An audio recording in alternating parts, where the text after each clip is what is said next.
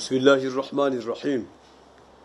الحمد لله الذي فضل شهر رمضان على سائر الشهور، والصلاة والسلام على سيدنا محمد على ممر الدهور، وعلى آله وصحبه إلى يوم البعث والنشور. السلام عليكم ورحمة الله وبركاته. وعليكم السلام ورحمة الله وبركاته.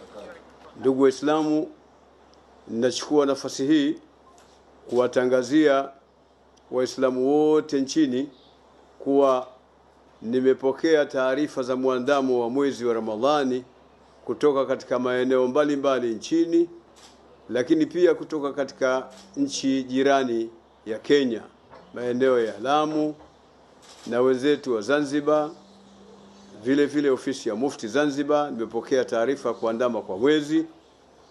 Hivyo basi nauthibitisha na nimeuthibitisha mwezi wa Ramadhani kwamba umeandama, na habari nimezipata kutoka kwa watu waaminifu wasiokuwa na wasiwasi wowote.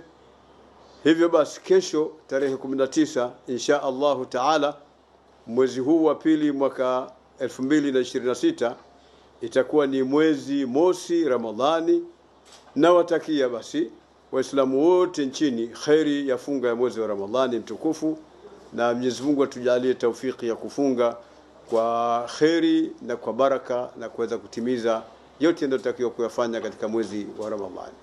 Wassalamu alaikum wa rahmatullahi wa barakatuh. Wa alaikum assalam.